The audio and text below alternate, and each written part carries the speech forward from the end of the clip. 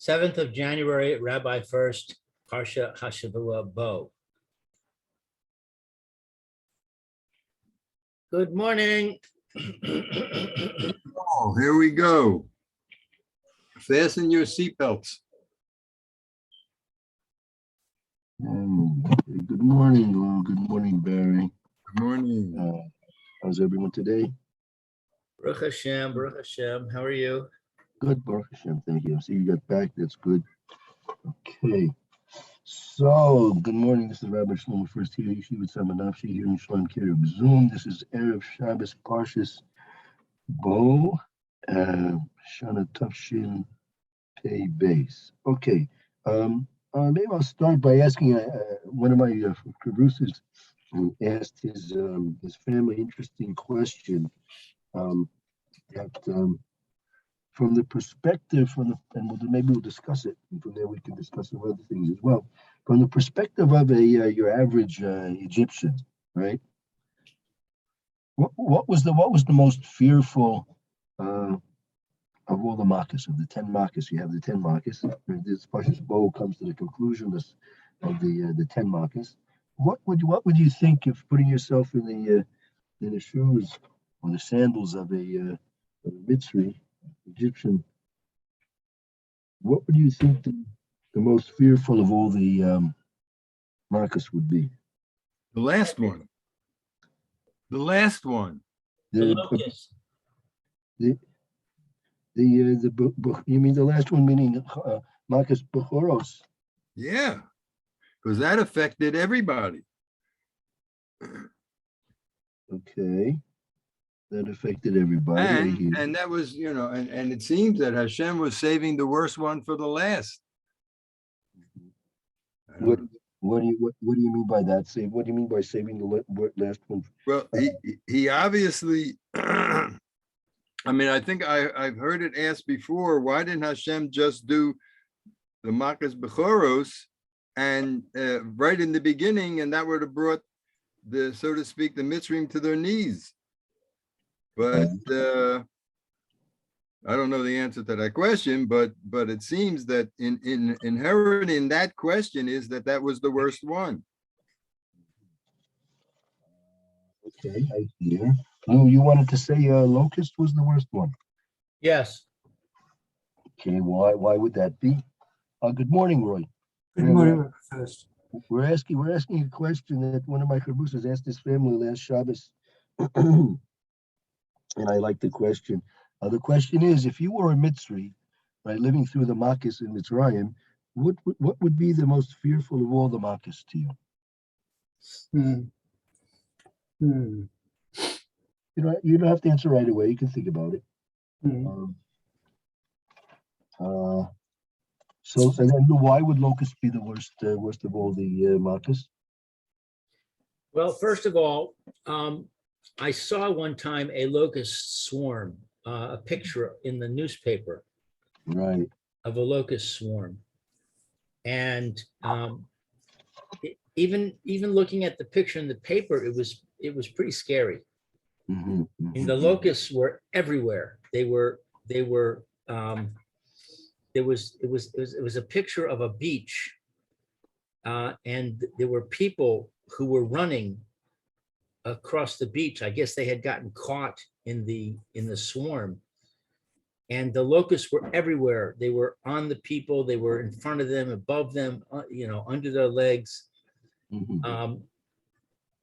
I would think if I was one of those people, I would be absolutely terrified. And in addition to that, the locusts were eating. They were eating everything. It wasn't just that they were flying around, but they were eating. That's a horrifying image for me. And they were in the houses. They were everywhere. There was no stopping them. They affected every single person in Egypt. The hail, people could get out of the hail. The killing of the firstborn was only affecting the firstborn. etc. But the killing of the firstborn affected all the parents. That was a terrible, terrible blow to them, that their firstborn was dying. And Now, there's the frogs affected everybody, but Everything affected everybody, the but frogs were not so terrifying. I mean, were they in your belly? comparing a frog to a locust, I think the locust is going to be much more scary, much more, uh, antithetical to a person's feeling of calmness. A frog doesn't really scare me, What but about if it's in your, what if it's in your belly? a bug landing on my face and biting me, that's pretty bad. Yeah. And what about Ori? What about all the animals? The lions and tigers and bears and all that stuff.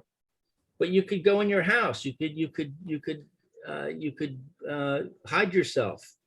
I think they came into the houses too. They were breaking into the houses, I think. Right. I think so. But still, I don't think that's as terrifying as the locust breaking into the houses and Mhm, landing on your face and biting you. right.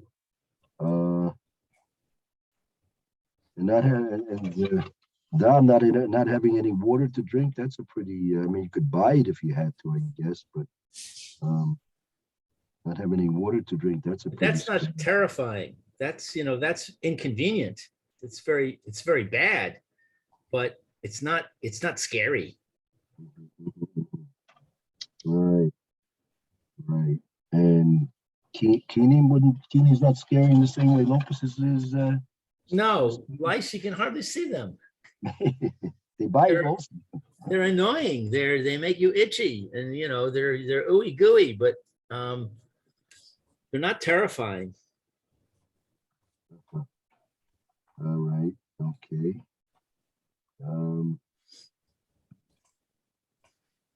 Let's see. I just want to take a look here. Yeah, Tom.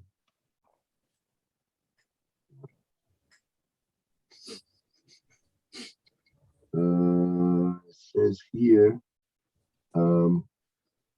Okay. Again, I don't think there's any correct answer for this. It could depend on. There's only incorrect answers. That's right. You've heard that before. Right. Yeah. So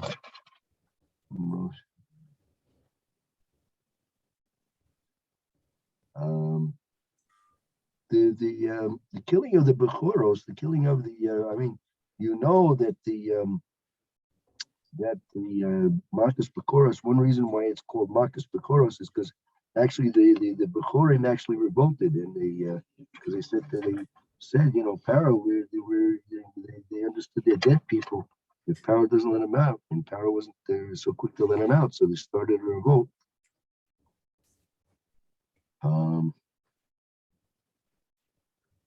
mean, the amazing thing is Paro was a Bechor also, and he was still seemingly unaffected by it. I never understood that. Why did he wasn't fearful for his own life. Not only that, but he didn't die. He should have died. Yeah. and he also became the ruler of Nineveh. No, Right. he rose to be a king again.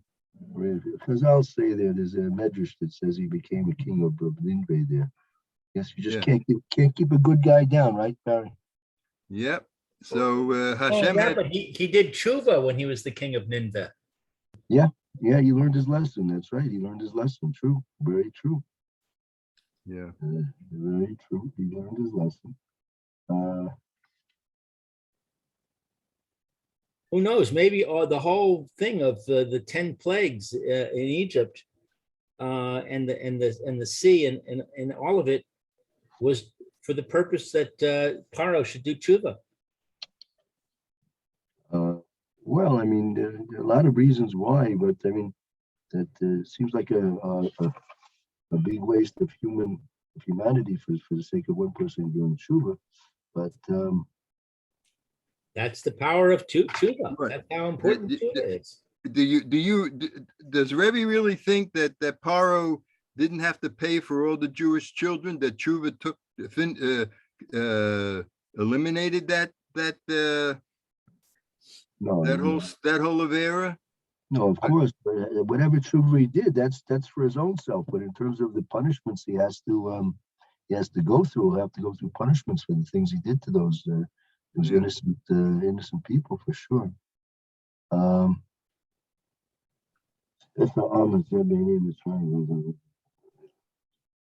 I think it's I mean, one of the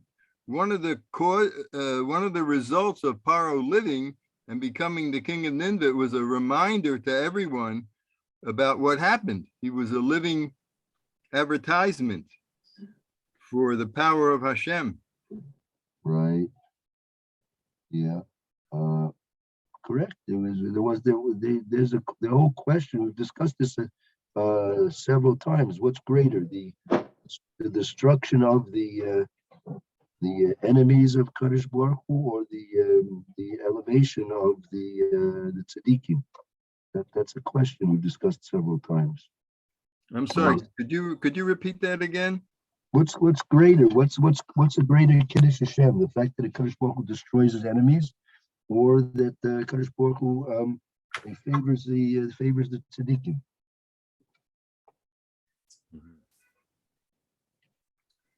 So, yeah. Okay. Let's work on something specific now. It says here in toward the end of the Parsha, in Parsha and Perek Yud Gimel, if you take a look there.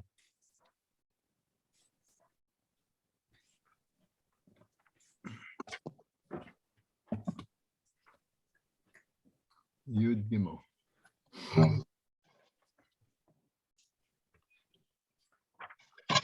Could start at the beginning. The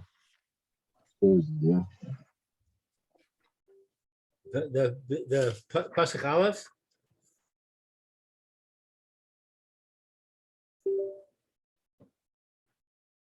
Time. Why don't you do it? Look. Pasuk Aleph. I'm not sure Lord will like. Can't hear you. Sure, you can start with Pasuk Aleph. Vaydeber. Can you hear me? Can you hear me? Wait. What's happening?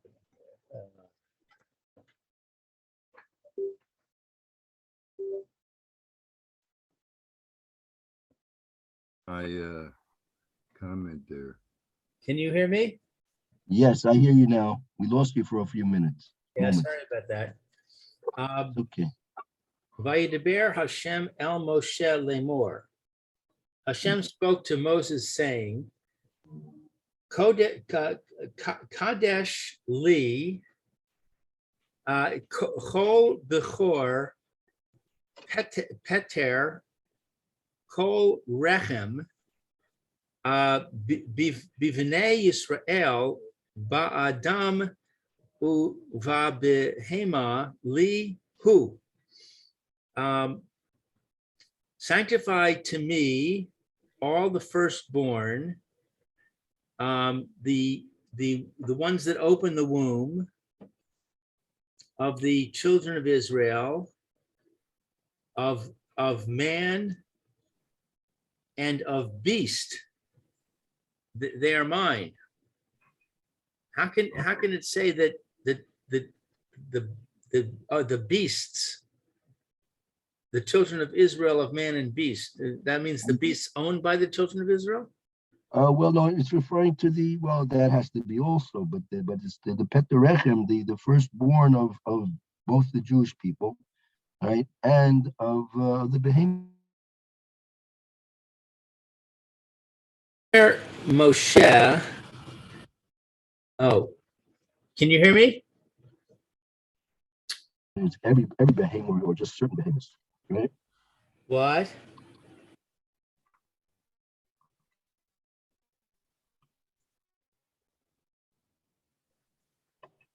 Hello, do you hear me, Lou?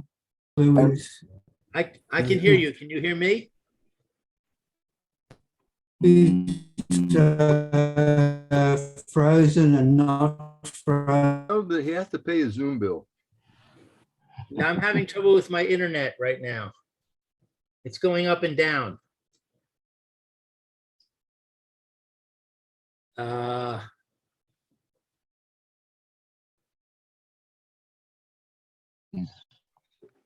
Is there, Lou is in, He's back again. No. no. Hello? All right. Yeah, hello. Can you hear us? Maybe somebody else should read because my internet is going up and down.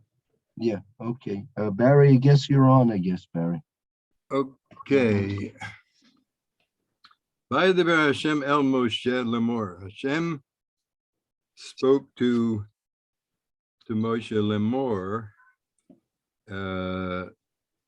Lemor, that usually means that's a stricter instructions. That's Vayikra. That's usually Vayikra. That's Vayikra. That's usually so we lay more saying, right? Oh, saying. Okay. So that's not the strong one. No. Okay. Kadesh li kol bechor peter kol rechem bivnei Yisrael ba'adam u'v'behema li hu. So the firstborn of the Yisraelim, man and beast, are sanctified to me, whatever that means. Vayomer Moshe el ha'am. So Moshe went to the people and said, Zocher es hayom hazeh asher yotzatem miMitzrayim. Remember this day that you're going out of Mitzrayim, mi beis avodim, from the house of slavery. Ki bechozek yad hotzei Hashem eschem mizeh v'lo ye'ochel chametz. So remember this day you're going out, and therefore we don't eat chametz on that day. Look at Rashi here. Rashi and Pasuk Gimel. Gimel. Zocha es hayom hazeh. Remember this day. Limeid Shemazbirin Yotzias Mitzrayim B'chol Yom. What? We should remember every day. We should mention Mazkir to me. Mention Yotzias Mitzrayim every day. Every day. So this is an actual mitzvah d'oraisa, right? That you should mention Yetzias Mitzrayim every day, right? That's a real full-fledged mitzvah d'oraisa, and actually in the Birkas Kriyishma, both in the morning and the evening, we have a chance to Mekayim this. If you have your siddur around, I can show you if you have a siddur handy nearby.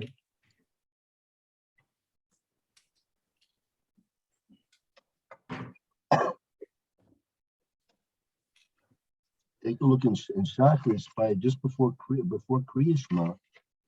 Actually, I'll tell you exactly where it is. Actually, after Kriya Shema. After Kriya Shema.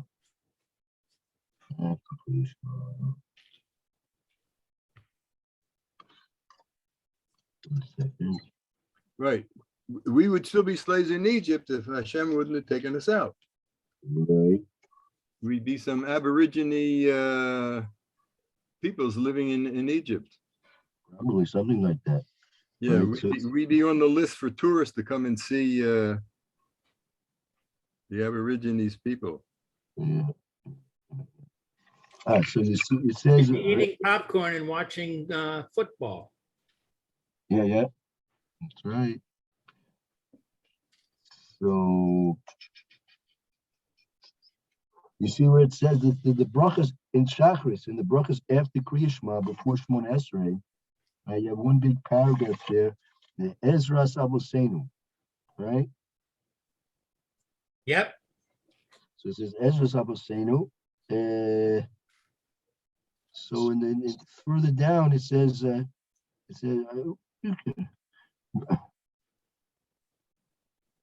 further down in the middle it says Emisata, right? You have it there, Barry. You want to read it a bit? Emisata. Let me see. I didn't open the sitter, Okay. Oh, but okay. So where are we in Kriya Shema in Chakras? Shachris after Kriya Shema, right?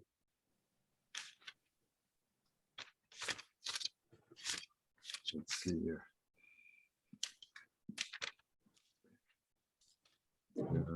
Okay. Vayatziv. It's well. That's after that. There's a paragraph after that, Ezra Sabosenu. Ezras Abasenu. The support of our fathers.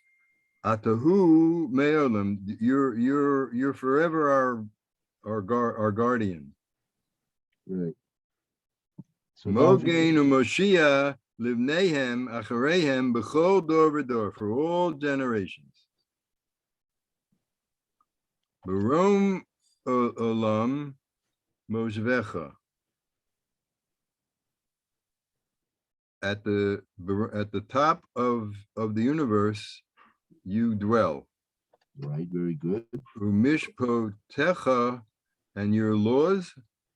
Correct.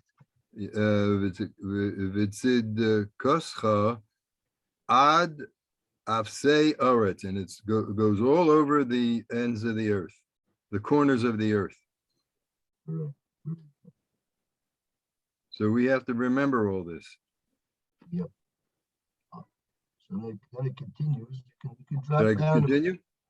Drop down to where it says Emisat Rishon. Couple of lines down. Emisat Rishon Riata Hahu Acharon.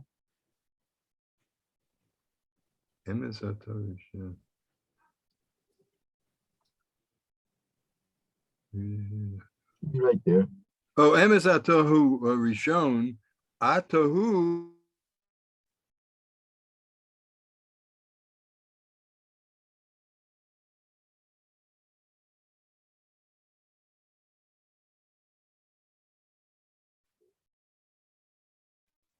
U'yodecha ein lanu melech goel Right, no, Mitzrayim. Oh, right. U'Mitzrayim goal tanu Hashem vodim piditanu. You rescued us from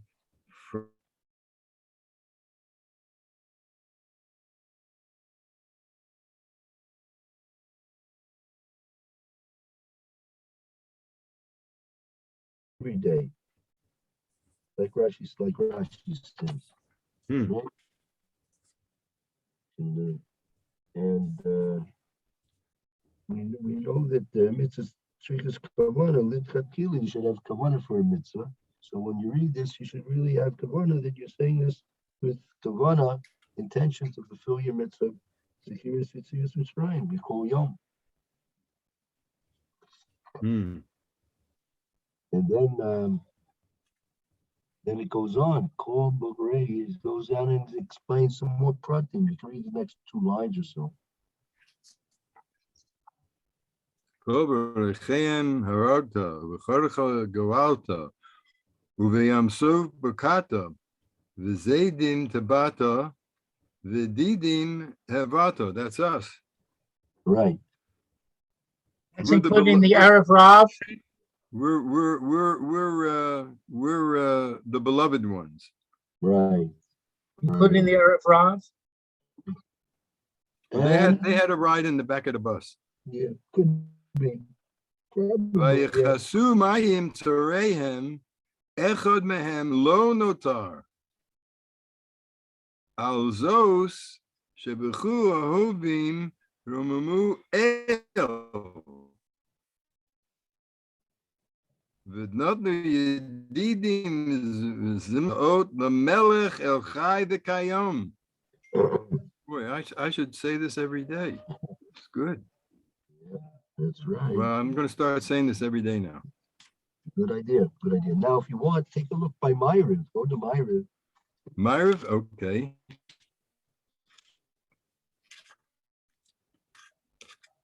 Myriv. Yeah, Okay. again, after Kriya After Shema. Kriya Shema. V'emuna? Yeah, you have Ve'emuna Kol Zos, right? V'emuna kol zos. And we have belief in all of this. The Kayim Aleinu. And it's Kayim, and we accept this to ourselves. Ki hu Hashem Elokeinu ein zulasa. There's none like him. V'nachnu Yisrael Amo, and we are his people. right. Let's see. I think you could jump for a little bit. 1 second. Here, it says Osolano Nisi. Osolano Nisi. It's in the middle of that paragraph. Yeah.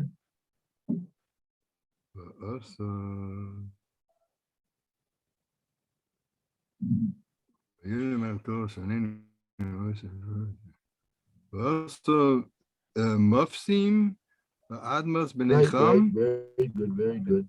Hamake Bevrasa Kol Bechore Mitzrayim. Ah, there it is. Vayotze et Amma Yisrael Mitacham Lecherus Olam, for to freedom forever.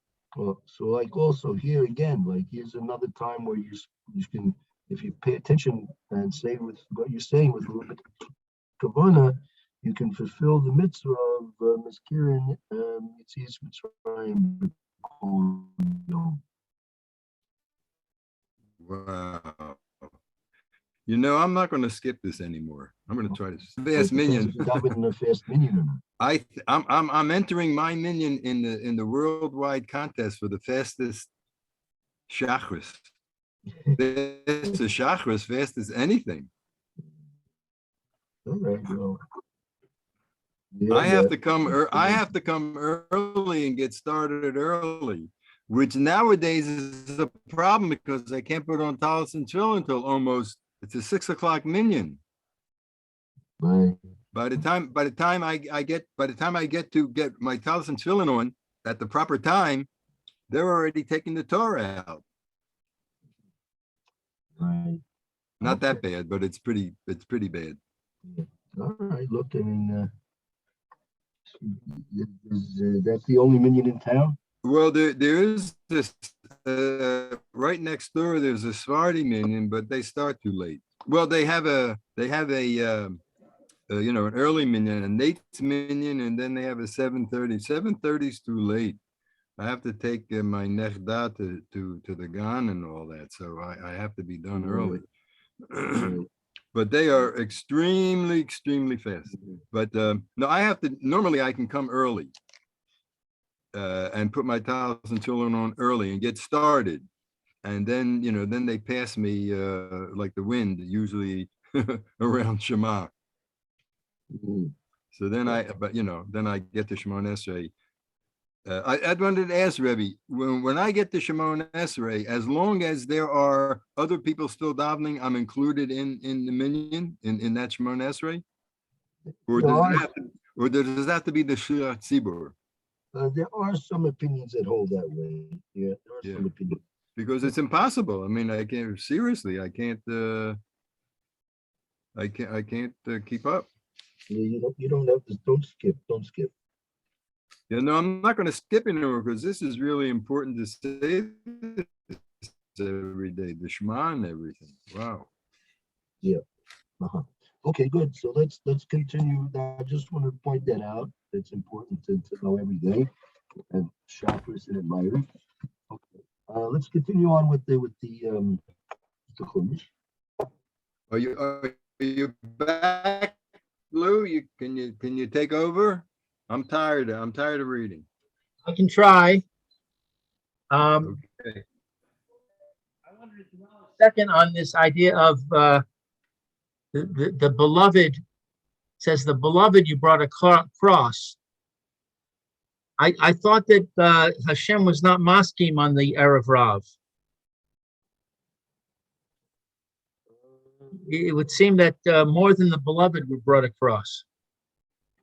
I don't know. I don't really know. I've never gone into the question of the Erev Rav, so I can't really answer the question. Well, there's a few Arab in my minion. I'll ask them tomorrow. How what their history is, what their tradition is. Yeah, but yeah, we see Dustin and Aviram. They came through the Yam Suf also. Right, but they came later, right? I heard that they came later. Yams. Yeah, apparently, because they didn't want to go. The way I remember, they said, if Moshe's taking us out, we're not going. They were talking to Paro. Could be, yeah. Isn't it true that a large percentage of the Yidden didn't go out, like 80%, 8 out of 10? Right. That's right. In Choshech, they were dying. They weren't interested in going out. So unfortunately for them, they died in Choshech. And that's one of the reasons why it's explained why the mark of Choshech could bury the dead, and there wouldn't be a way to remember for the Egyptians. So yeah, but it was very unfortunate. So yeah, and about the Erev Rav, I can't really say. I don't know too much about the Erev Rav. Okay, so Okay, let's what continue pasuk are we on? Yeah. Let's just make it in Daled. Let's go to pasuk Daled. Hayom atem yotzim bechodesh ha'aviv. Today you are leaving in the month of the spring. V'hayak chi yevi'acha Hashem el Eretz HaKnaani v'ha'chiti v'ha'emori v'ha'chivi v'ha'yevusi asher nishba la'avosecha l'seis lecha eretz zavas chalav udevash v'avadtem es ha'avodah hazot b'chodesh hazeh. Are you with me? Yeah, it's by Chodesh Hazeh, right? Which is Yes. in the Chodesh. So take a look in the Rashi. Go back to the Rashi and pasuk Daled. Okay, so in the month of spring, did they not know in which month they went out? Rather, he was telling them the following: see the kindness that he bestowed upon you, that he took you out in a month which is fitting for departure. No hot sun, nor cold, nor rains. Likewise, it says, he takes out prisoners when it is fitting. That is, in the month in which it is fitting to go out. Oh. So, what do you think Rashi is explaining here? How do you explain the Rashi? Hashem was kind to us because he took us out in the best weather. It was mild weather, and we didn't have to go through cold weather and whatever. Right. It wasn't something which was too cold. And Not too cold, not too hot. And this is something that the Torah wants to mention to us, right? This is something which is valuable to us. And not only that, it's something which we have to remember and explain, right? That the Kadosh Baruch Hu, when he did this for us, he did it in the best possible way, right? Right. It could have been done in I mean, in contrast, you see all the tsaros, all the troubles and distress the Egyptians had to go through, right? And yet, when we went out, it was very pleasant. It was very pleasant for us. So this shows the special favor that the Kadosh Baruch Hu has for his people. That he wants to do it in the very best possible way, the most pleasant way. Yeah. And that's worth mentioning. Okay, let's continue. Shivas Yomim. This is the mitzvah of Pesach here. Shivas Yamim Tochal Matzos Uviyom Hashvi'i Chag Lashem. So for 7 days, you will eat matzah, and on the 7th day, it is a festival to Hashem. Matzos ye'achel es shiv'as hayamim v'lo ye'ra'eh lecha chametz v'lo ye'ra'eh lecha se'or v'chol gevulecha. So it means that matzahs shall be eaten throughout the 7-day period, and you will not see chametz, and you will not possess and now it says leaven may not be seen. Right. In all of your borders. So Se'or means leaven. Yes. And what exactly is that? Is that yeast? That's the sourdough. That's the mixture. Bacteria? Yeah, with the flour, and that causes the dough to rise. So it's the little thing, that the little piece of sourdough that you put into the new batch. That's right. That's right. It's not really edible on itself. You don't eat that, but that's Right. what causes that's what catalyzes the process, which leads to the dough to rise. Okay. That's I remember I did the whole concept of dough rising.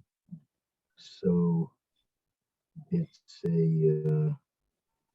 something which is a miracle, and in fact, that normally when you put liquids into powders and stuff like that, it's really just dilutes the whole business. But here, when you put water into flour, so it does a whole different thing. It's an amazing thing.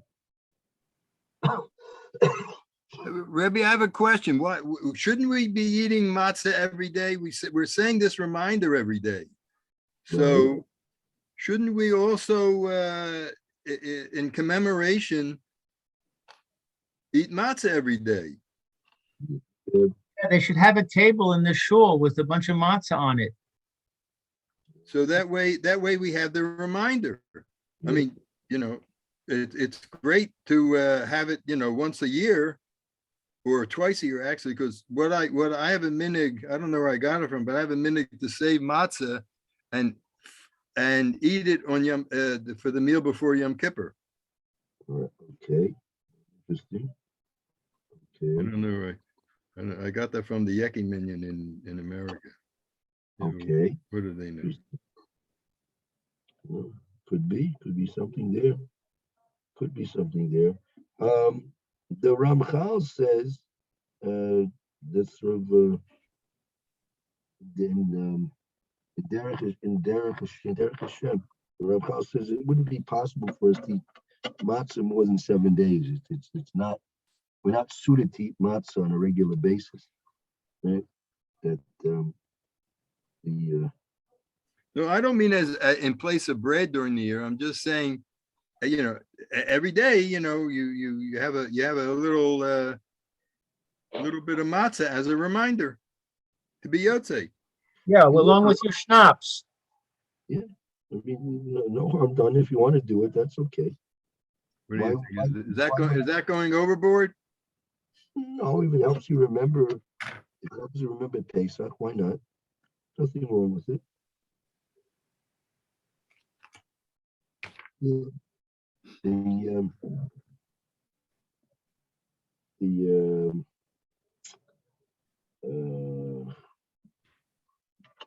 But we did that. We had every morning in the shul in America. We had we had schnapps and some crackers and herring. Yeah, we did, seriously, because that was breakfast because everybody had to go to work from shul. Nobody, Well, the herring is the reminder of the Yam Suf.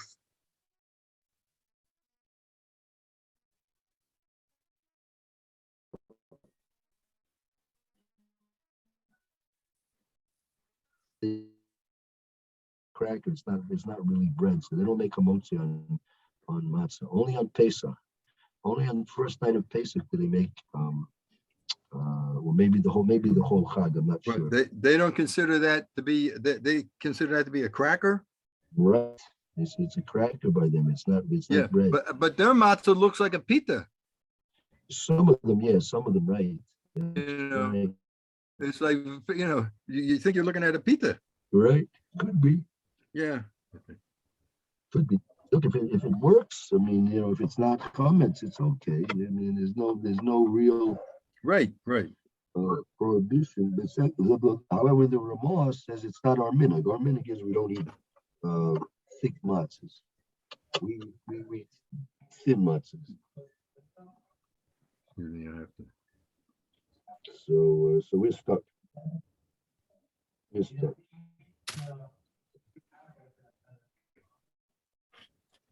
Okay. All right, let's continue on. Let's see the next passage. Okay, so we are up to Vihi Gadita Levincha Bayom Hahu Lemor Ba'avur Zeh Asa Hashem Li V'Tzesi Mi Mitzrayim.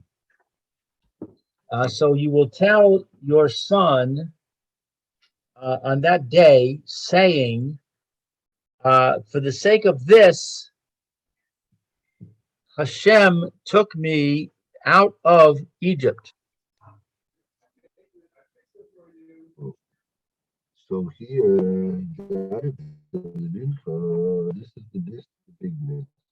Here it says here, and in the Rashi, right? The Rashi, take a look at the Rashi here. Okay, on account of this, so that I will fulfill his commandments, such as these that I have before me at the Seder, Korban Pesach, matzah, and bitter herbs. Hashem did for me. Right. With this, i.e. the Torah, has alluded to a retort to the wicked son, as if to say, Hashem did for me, but not for you. For had you been there, you would not have been worthy of being redeemed.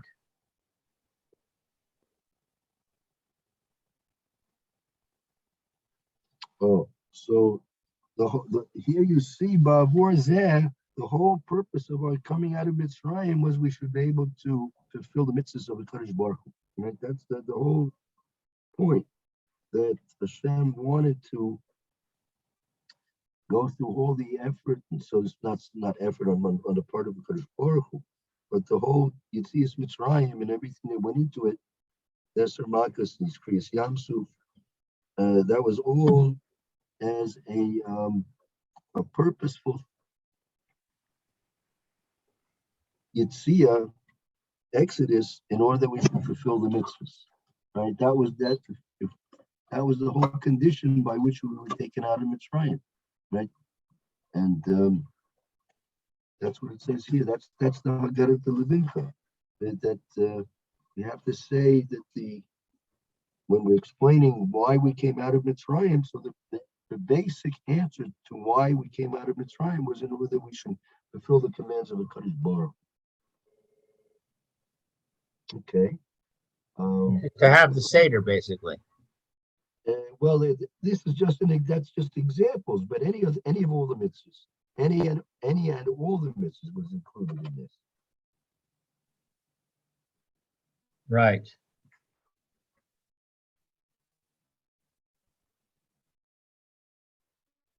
Okay, let's continue another pasuk or two. We'll see how far we can get. Got it there. Okay, now here we come to the midst of tefillin. L'hai lecha le'os al yadcha ule zikaron bein einecha lema'an tihiyeh Toras Hashem b'ficha hi v'yad chazaka hotziacha Hashem mimitzrayim. And it will be for you a sign on your hand and for remembrance between your eyes, so that Hashem's Torah may be in your mouth. For with a strong hand Hashem removed you from Egypt. Right. Can I just wanted to mention something that about between your eyes.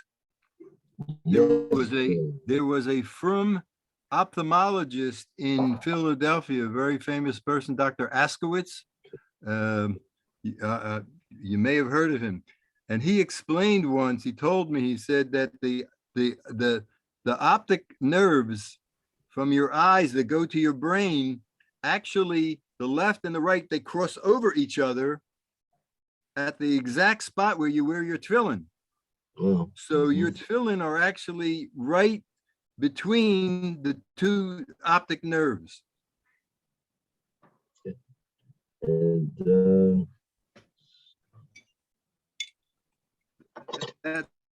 that's why Bein and Nechem is true. right. Because we're not wearing it on our nose between our eyes. Right, exactly. Okay, very good. Look, if you look it up online, you'll see that the optic nerves from the right eye and the left eye cross over each other on the way to the brain. And at that exact crossover spot is actually where we're instructed to wear our tefillin. Very good. Brother Shem, that's good. I like that, guy. Thank you. So I hope I made that clear It's clear to me. to everyone, because I think it's amazing that's what Bein Nechem really is true. Because that's the point of because the Beinei Nechem, you would think if you just look at the literal translation of the pasuk, you would wear it right down On by the bridge of your nose, right? Exactly. Right. But that's not the tefillins were worn high on the head, Right. and as Barry was saying, it was pointed out to him that that's where the optic nerve crosses, and that would be a fulfillment of the pasuk also. Beinei Nechem. Very good. Very nice. Okay.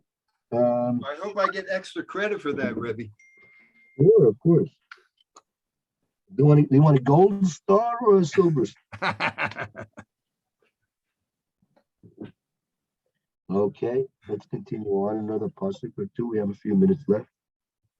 Shamarta es hachuka hazos lemoada mi yamim Yamima. And you will guard this law at its time from days to days. I guess that means each day you will keep this decree at the proper time each day. Right. Rashi says miyamim yamim l'mishana l'shana, from each and every year. From year to year.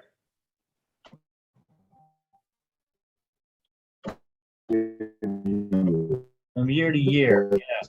You see the Rashi in Yud? So that's going back. That's not referring to tefillin anymore, right? That's referring to Pesach, right? Well, but not Pesach is not every day. No, but you keep it every year from that. Oh, from year to year. Oh, I see.